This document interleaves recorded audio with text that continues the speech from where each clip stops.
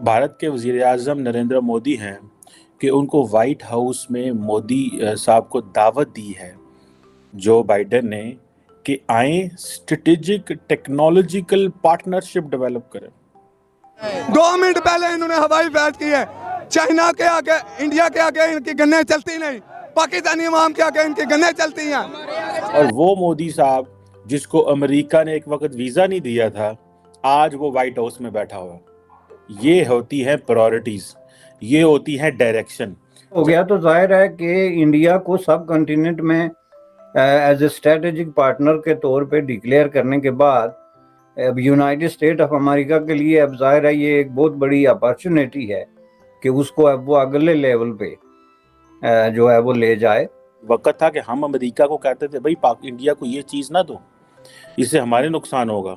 आज हम अमेरिका को भी ये नहीं कह सकते। आज हमारी कोई बंदा बात ही नहीं सुनता क्योंकि हम एक नॉन सीरियस प्लेयर हैं। हम ऐसे प्लेयर हैं जो आपस में एक दूसरे के कपड़े पाड़न रहे हैं पाकिस्तान के विच बैक।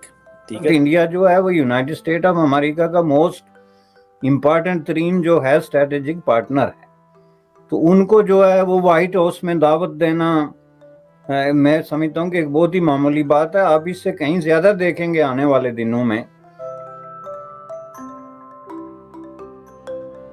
जय हिंद दोस्तों, welcome to now India time. दोस्तों, जैसे कि आपने क्लिप में देखा है कि पाक मीडिया डिस्कशन कर रहा है कि देखो Indian prime minister Narendra Modi साहब को अमेरिका की तरफ से कैसे स्पेशल न्योता आया। वहीं पर दूसरी तरफ हमारे पाकिस्तान में देखो सिविल वार चल रहा है आर्मी और पब्लिक के बीच में। टाइम हुआ करता था जब अमेरिका इंडिया को कुछ देता था, हमने उस खाना भी करते थे, और आज देखो ऐसा हालत हो गया कि हमारा बात कोई सुनता ही नहीं है। और इंडिया के साथ ताल्लुकात दिन ब दिन बढ़ते ही जा रहा है दुनिया का, और पाकिस्तान दिन ब दिन दुनिया से आइसोलेट होते ही जा रहा है। दोस्तों, आइए पाक मीडिया का और आगे का चर्चा सुनते हैं। अगर वीडियो अच्छा लगे तो like, comment, share and subscribe कर देना प्लीज। था कि जब इमरान खान वज़ीर-ए-आज़म थे तो उन्होंने अमेरिका के सदर जो बाइडेन को एक लेटर लिखा और उसमें कहा कि वो टेलीफोन कन्वर्सेशन करना चाहते हैं अमेरिका के सदर जो बाइडेन से, लेकिन वो जवाब ना सुना उन्हें दिया गया।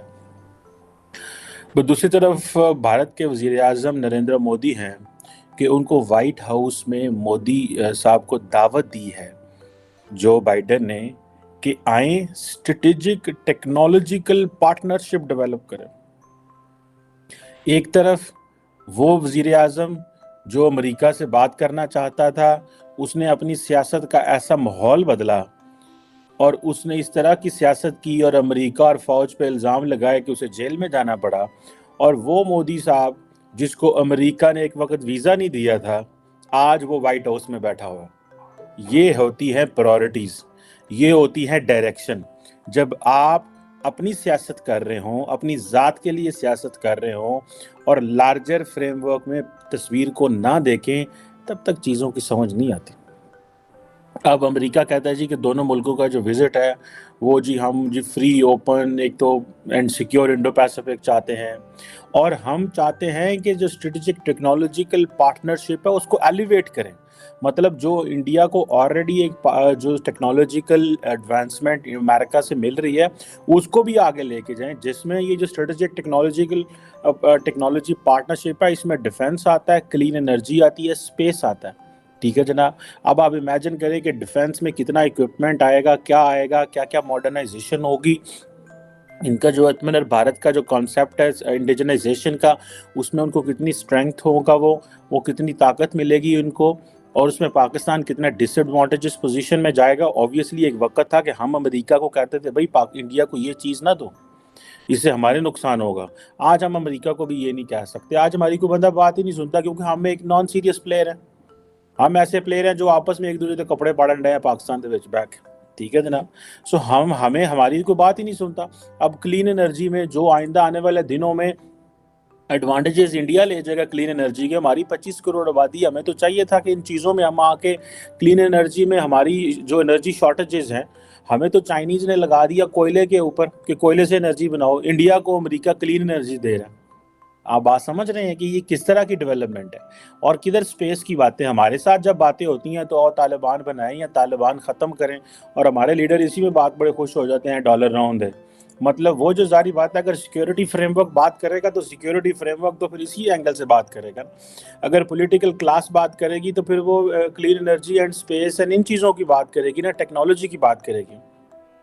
इसीलिए आप देखें ना कि नरेंद्र मोदी जो है वो तो जा रहा है, वो तो क्या क्या वो बातें हो रही हैं। बल्कि मैं देख रहा था कि इंडिया को कह रहे हैं जी कि हम तो जो G20 की हमारे पास प्रेसिडेंसी है, हम तो ग्लोबल हेल्थ गोल को देख रहे हैं।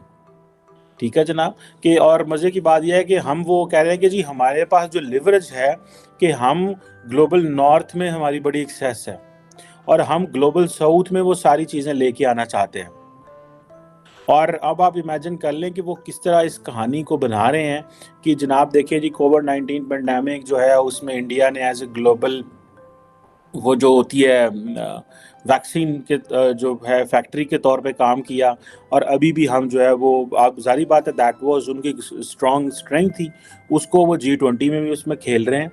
और वो कह रहे हैं कि जी देखो हमने ये किया मज़ीद कर। अब ये सारे G20 के साथ वो अपने सारे मेडिसिन हेल्थ और इन चीज़ों में जाएंगे। हालांकि बहुत सारे फीडबैक भी आए हैं, जिस तरह अक्सर चीनी जो चीज़ों की वैल्यू नहीं होती, इंडिया ने जो बहुत सारी वैक्सीन बनाई हैं वो अफ्रीका से वापस भी आई हैं। ठीक है, लेकिन वो बड़ी कम आई हैं। Largely they are acceptable. बहुत सारी जगहों पे ऐसी कंप्लेंट्स आई हैं लेकिन लार्जली वो एक्सेप्टेबल रही हैं। सो ये एक वक्त है कि एक तरफ देखें कि अजीत डोवल जो है वो अमेरिकी national security adviser Jack Sullivan से जो है वो सऊदी अरब में मिल रहा है। ठीक है जी। और वो कह रहे हैं जी मिलिट्री इक्विपमेंट, सेमीकंडक्टर और पता नहीं आर्टिफिशियल इंटेलिजेंस में बातें हो रही है। मैं अब जानना चाहता हूँ कब किसी पाकिस्तानी नेशनल सिक्योरिटी एडवाइज़र की इन चीज़ों पे बात हुई है। मुझे लगता है नहीं, ये विजिट अगर आप पाकिस्तान के नुक्ता नज़र से देखते हैं तो पाकिस्तान तो अब कहीं स्टैंड ही नहीं कर रहा है ना। और स्पेसिफिकली ये जब ये बात लीक हुई है, जो कि पहले भी कोई सीक्रेट नहीं था, कि पाकिस्तान ने ये डिसाइड कर लिया है फाइनली कि वो यूनाइटेड स्टेट और अमेरिका के दरमियान जो टसल है, टेंशन है, या जो भी अनईजी सिचुएशन है, उसमें वो चीन के साथ खड़ा होगा।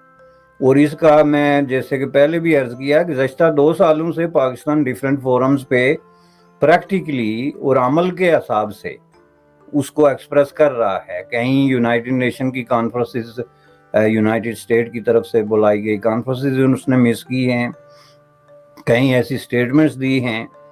तो अब जाके तो वो मामला जब क्लियर हो गया तो जाहिर है कि इंडिया को सब कॉन्टिनेंट में एज ए स्ट्रेटेजिक पार्टनर के तौर पे डिक्लेयर करने के बाद अब यूनाइटेड स्टेट ऑफ अमेरिका के लिए अब जाहिर है ये एक बहुत बड़ी अपॉर्चुनिटी है कि उसको अब वो अगले लेवल पे जो है वो ले जाए।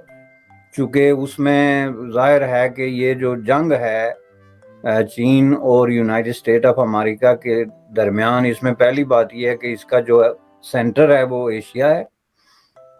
और इसमें ये सारे मुल्क जो हैं साउथ एशियन हो गए या साउथ ईस्ट एशियन, बहुत बड़ा रोल है। तो उस हवाले से आप यूं समझ लें तो इस वक्त इंडिया जो है वो यूनाइटेड स्टेट ऑफ अमेरिका का मोस्ट इम्पॉर्टेंट तरीन जो है स्ट्रेटेजिक पार्टनर है। तो उनको जो है वो वाइट हाउस में दावत देना मैं समझता हूँ कि एक बहुत ही मामूली बात है। आप इससे कहीं ज़्यादा देखेंगे आने वाले दिनों में उनके दरमियान जो कम्युनिकेशन और उनके दरमियान जो मुलाकातों का सिलसिला है वो एक नेक्स्ट लेवल पे चला जाएगा। चूँकि ये